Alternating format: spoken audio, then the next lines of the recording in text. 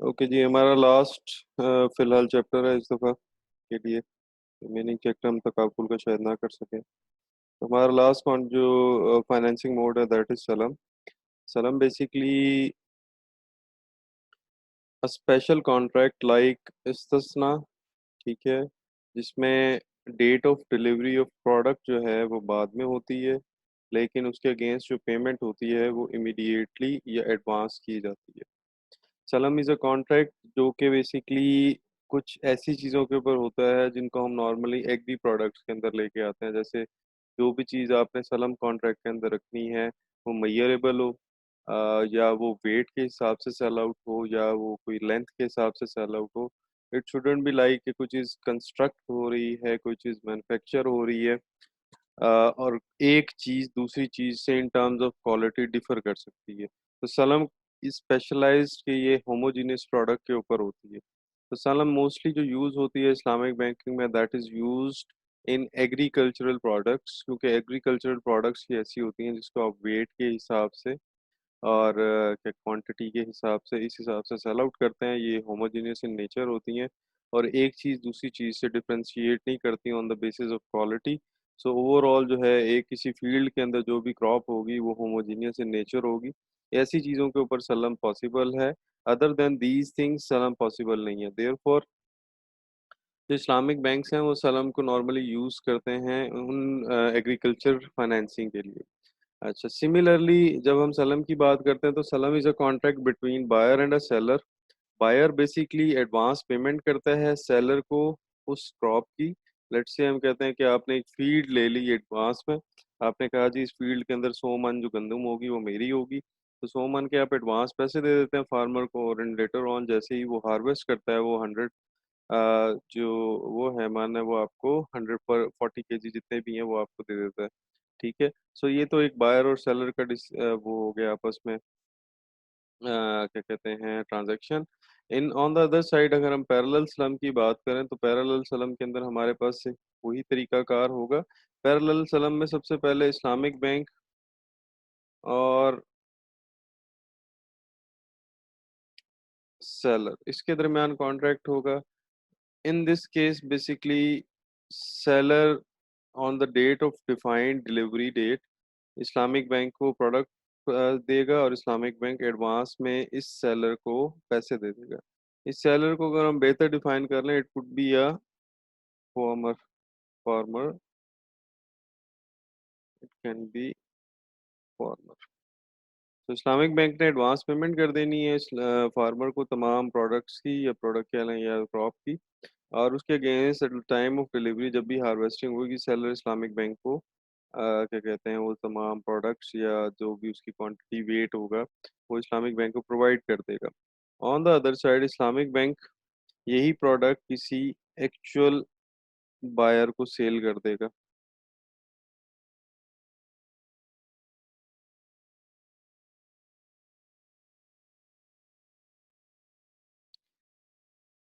अब सलम के अंदर होता ये है कि जब तक प्रोडक्ट जो है यानी जब तक इस्लामिक बैंक वो प्रोडक्ट हासिल नहीं कर लेता, हासिल करने से क्या मुराद है, जब तक फार्मर उसको ग्रो करके एक्चुअल क्वांटिटी इसके हैंड ओवर नहीं कर देता इस्लामिक बैंक इसको सेल आउट नहीं कर सकता। सेल उसे किसको करना है, ऑब्वियसली इस्लामिक बैंक को कमोडिटीज का काम तो नहीं करते, वो बायर को सेल करेंगे। तो देयरफॉर जब यहाँ हमारे पास दो कॉन्ट्रैक्ट होंगे it could be parallel contract. Parallel contract in a way कि जैसे ही आपका और इस्लामिक बैंक का यानी बीइंग ए फार्मर फार्मर का और इस्लामिक बैंक का कॉन्ट्रैक्ट हो जाता है, तो उसके साथ ही अगर कोई बायर मिल जाता है इस्लामिक बैंक को तो ये दो कॉन्ट्रैक्ट किए जा सकते हैं। बट ये दोनों कॉन्ट्रैक्ट यानी लेफ्ट हैंड साइड का बायर टू इस्लामिक बैंक और राइट साइड का buyer Islamic bank to farmer, ये दोनों इंडिपेंडेंट होंगे एक दूसरे से। इनका एक दूसरे से किसी किस्म का कोई ताल्लुक नहीं होगा। तो दोनों सूरत हाल हो सकती हैं कि सेलर यानी फार्मर इस्लामिक बैंक के साथ जैसे कॉन्ट्रैक्ट करे और इस्लामिक बैंक को उसी वक्त कोई बायर मिल जाए तो इस्लामिक बैंक उसको भी उस बायर के साथ कॉन्ट्रैक्ट कर सकता है। On the other side Islamic bank later on कोई बायर मिलता है तब भी कॉन्ट्रैक्ट कर सकता है। बट दीज टू कॉन्ट्रैक्ट यानी बायर से इस्लामिक बैंक और इस्लामिक बैंक से seller, these two contract should be independent of each other.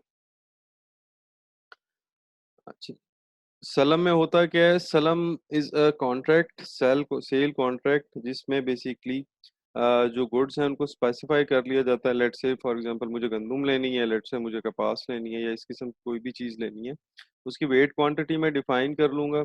और उसके बाद जो है फार्मर को एडवांस पेमेंट स्पॉट पे दी जाएगी। यानी जो क्वांटिटी मुझे लेनी है और वो फ्यूचर पे हार्वेस्ट होनी है, तो मुझे उसकी पैसे इन फुल देने पड़ेंगे। अरेबिक में बेसिकली इसको मुस्लम कहते हैं, जिसको बायर कहेंगे सलम कॉन्ट्रैक्ट के अंदर। सेलर को मुस्लम इलाही बोलेंगे, और जो कैश इन एडवांस पे किया जाएगा सेलर को, उसको रासुल माल कहेंगे। रासुल माल तो हमने पहले भी पढ़ा हुआ है कि रबुल माल होता है, एक रासुल माल होता है। तो रासुल माल ये वही है। रासुल माल इज द फाइनेंस जो कि बेसिकली इसके अंदर, इस ट्रांजैक्शन के अंदर यूज होगा। सलम का जो कॉन्ट्रैक्ट है वो लीगली अलाउड है। और ये लीगली अलाउड इसलिए था कि सम टाइम आपके फार्मर के पास पैसे नहीं होते किसी भी फसल को ग्रो करने के लिए।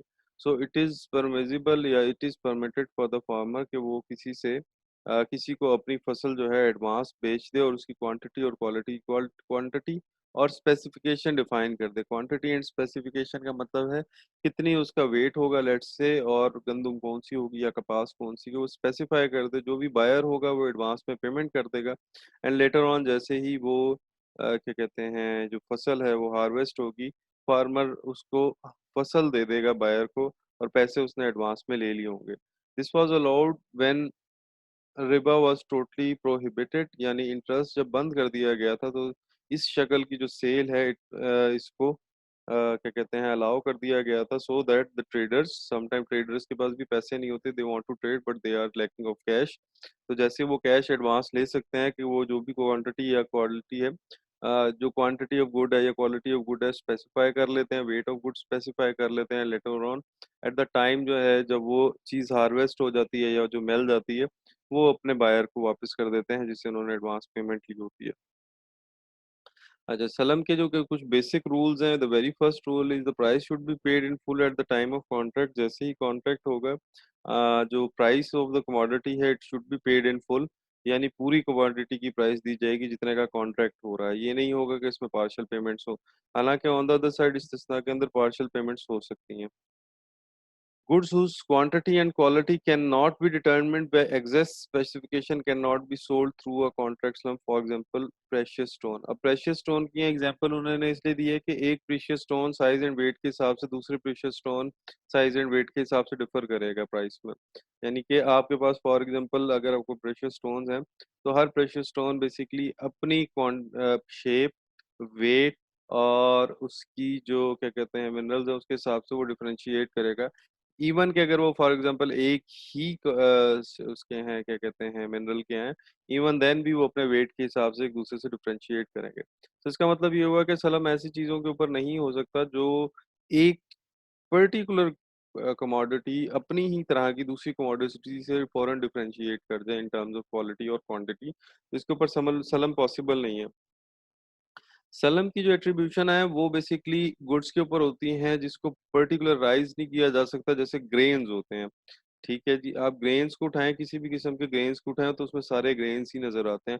अब इनको जब हम मैयर करते हैं तो हम इनको वेट में मैयर करते हैं। सम टाइम जो कुछ चीजें होती हैं जैसे हम उनको लेंथ में मैयर करते हैं, सम टाइम जो है हम काउंट में मैयर करते हैं।